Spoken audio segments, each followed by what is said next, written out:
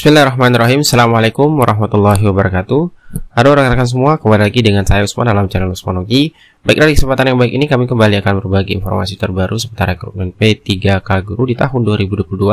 Dan di video kali ini kami akan menyampaikan dua informasi penting yang harus rekan-rekan ketahui, terkhusus bagi rekan-rekan yang sudah dinyatakan lolos tahap 1 dan tahap 2. Oleh karena itu, silakan simak videonya sampai selesai untuk mendapatkan informasi selengkapnya.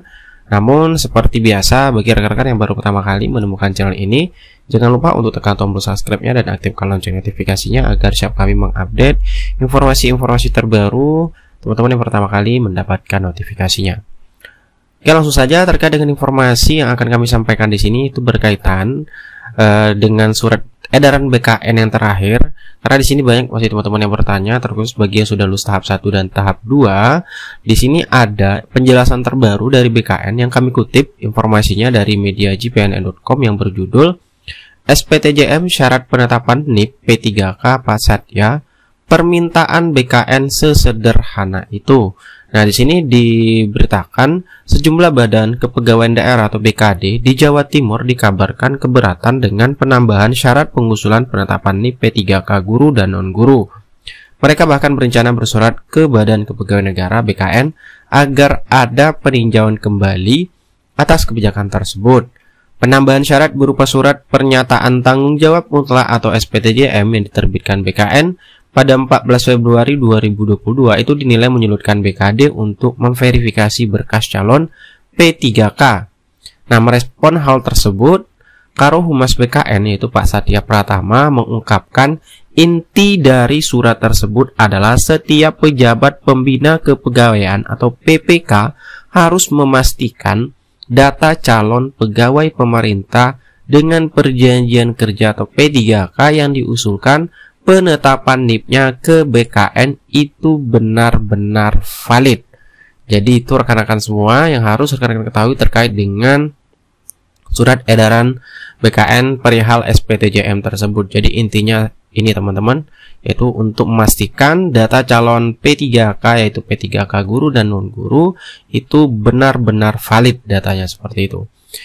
Jelaskan lagi, instansi diminta bertanggung jawab atas data calon P3K yang diajukan ke BKN. Permintaan BKN sesederhana itu, kata Satya kepada jpnn.com Jumat 25 Februari. Jika data yang diajukan semuanya valid, ditandai dengan SPTJM, proses penetapan NIP P3K justru makin cepat. Satya menegaskan BKN tidak berniat memperlambat proses penetapan NIP P3K. NIP P3K akan diterbitkan berdasarkan usulan instansi. Kemudian, cepat atau lambat, penetapan NIP P3K akan tergantung dari instansi pengusul. Jadi, surat BKN itu justru untuk mempercepat proses penetapan nomor induk P3K oleh BKN, bukan menghambat, ujarnya. Sebelumnya, Ketua Forum Honorer Non-Kategori 2 FHNK 2I Paradin Sutopo Yuwono mengungkapkan sejumlah wilayah di Jawa Timur dan Jawa Tengah mengundurkan jadwal pengusulan penetapan NIP P3K guru.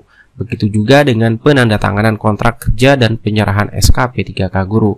Kalaupun ada penyerahan SK P3K itu hanya untuk jabatan fungsional guru yang jumlahnya memang tidak sebanyak guru.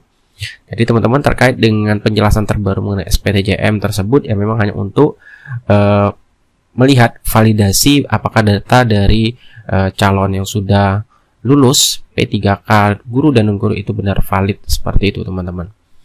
Nah, kemudian di informasi yang kedua di sini juga kami kutip informasinya dari media jpn.com.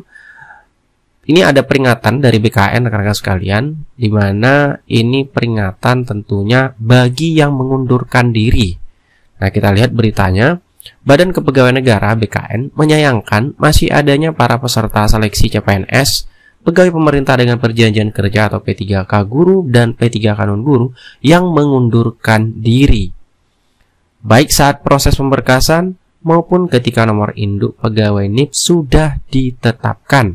Menurut Deputi Bidang Sistem Informasi Kepegawaian BKN Pak Soharmen, ada sanksi tegas yang sudah diatur dalam 3 Peraturan Menteri Pendayagunaan Aparatur Negara dan Reformasi Birokrasi yaitu Permenpan RB bagi peserta CPNS dan P3K yang mengundurkan diri.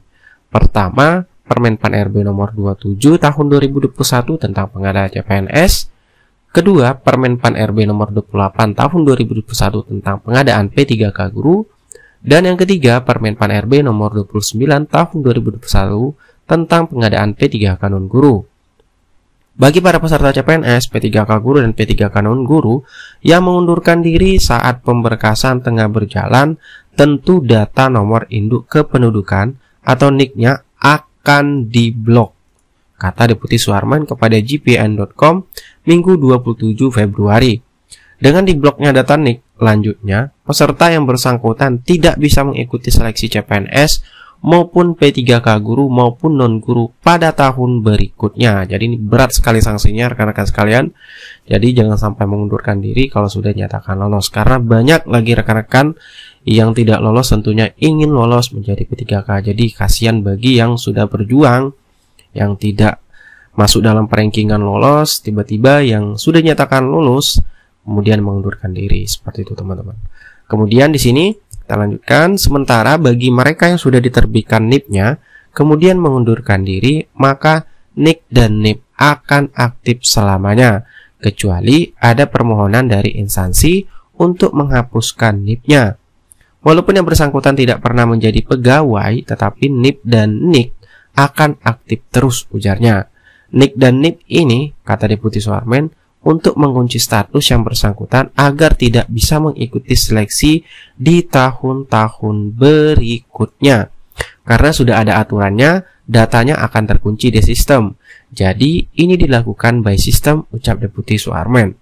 Hingga 26 Februari tahun 2022, BKN telah menetapkan 18.710 NIP CPNS 2021, kemudian 14.799 NIP P3K guru tahap 1, 909 NIP P3K guru tahap 2, dan 9.702 NIP P3K non guru.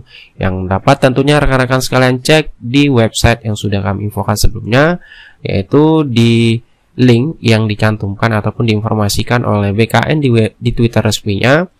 Dan di sini memang kalau kita perhatikan di setiap postingan ataupun laporan terkait penetapan NIP P3K dan CPNS itu ada laporan untuk data yang mengundurkan diri rekan-rekan. Nah, di sini kita lihat untuk yang P3K guru tahap 1 sendiri itu yang mengundurkan diri ini data per 26 Februari ya Bapak Ibu sekalian, kita lihat itu ada 104. Sedangkan untuk yang P3K guru tahap 2 ini tentunya yang mengundurkan diri juga ada, itu mencapai 204 ya. Ini sangat disayangkan, dan tentunya bagi rekan-rekan ataupun peserta yang mengundurkan diri tentunya akan mendapatkan sanksi yang berat dan tidak bisa mengikuti seleksi di tahun-tahun berikutnya. Seperti itu. Itu informasi yang dapat kami sampaikan, semoga informasi ini bermanfaat. Assalamualaikum warahmatullahi wabarakatuh.